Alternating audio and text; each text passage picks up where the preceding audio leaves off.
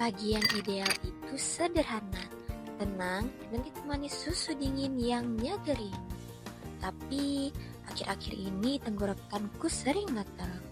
Makanya aku selalu minum madu grafit sebelum melanjut kerja. Karena diminumnya 3 kali sehari, aku selalu siapin madu grafit biar tenggorokan nyaman seharian. Cara minumnya dikocok dulu, terus tuang ke sendok. Rasanya enak di tenggorokan dan bikin lebih lega. Yang bikin makin tenang, madu grafit sudah halal.